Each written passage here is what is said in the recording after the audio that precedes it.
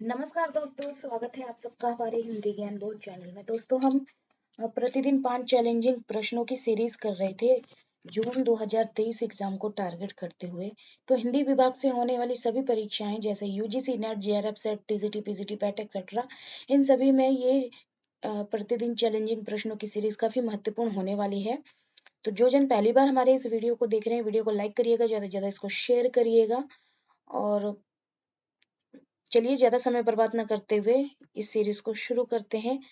पहला प्रश्न आप सभी के सामने है। निम्नलिखित पंक्तियों और लेखकों में सुमेलित नहीं है, इनमें से आपने पढ़ के बताना है कौन सा नहीं है। मैं साहित्य को मनुष्य की दृष्टि से देखने का पक्ष पाती हूँ, हजारी प्रसाद द्विवेदी का ये पंक्ति है। कविता में कही गई बात चित्र रूप में हमारे सामने आनी चाहिए, रामचंद्र शुक्ल की है। आचरण की सभ्यता का यह देश ही निराला है, प्रताप नारायण मिश्र की है। साहित्य जन समूह के हृदय का विकास है, बालकृष्ण भट्ट की है।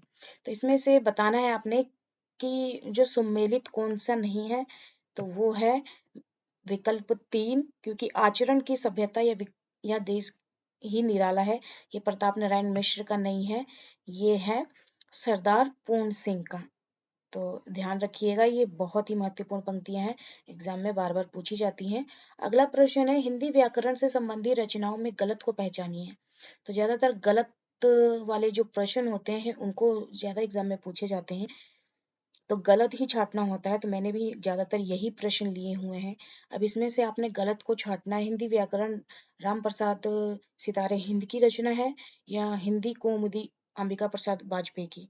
विभक्ति विचार गोविंद नारायण मिश्र की, या ब्रज भाषा व्याकरण कामता प्रसाद गुरु की। तो इसमें से जो गलत है वो है विकल्प 4, ब्रज भाषा व्याकरण कामता प्रसाद गुरु की नहीं है, ये है डॉक्टर धीरेन्द्र वर्मा की। तो इसको ध्यान में रखिएगा। अगला प्रश्न देख लेते हैं। निम्नलिखित में से कौन सा कथन सही नहीं है? तो इसमें से जो सही नहीं है वो आपने छांट के बताना है।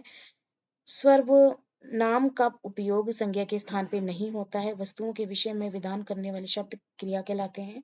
संज्ञा के जातिवाचक, व्यक्तिवाचक, भाववाचक उपभेद संस्कृत व्याकरण में नहीं है।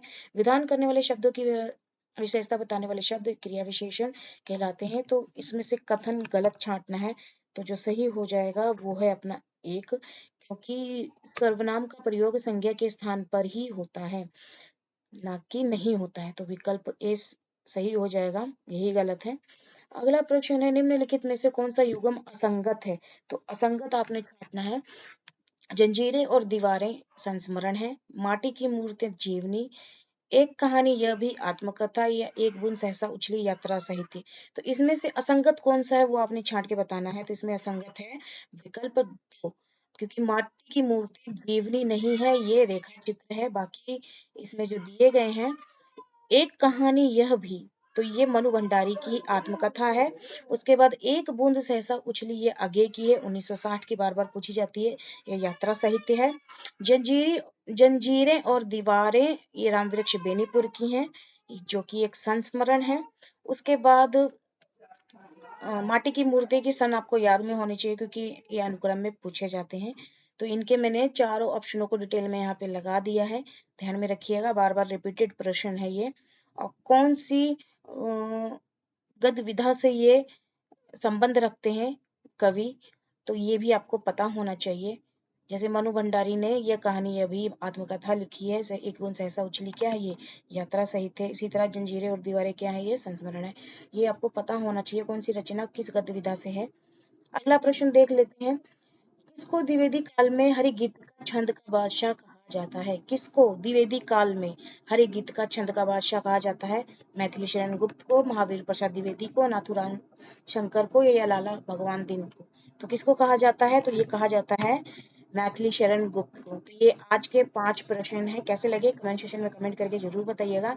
और हमारे व्हाट्सएप ग्रुप और टेलीग्राम चैनल के साथ आप जुड़ना चाहते हैं तो वीडियो के डिस्क्रिप्शन में लिंक दे रखा है, वहां से भी आप जुड़ सकते हैं। वहां पे भी मैं प्रश्न करवाती रहती हूँ। तो फिर मिलते हैं एक नए वीडियो में एक नए टॉपिक के साथ। धन्यवाद।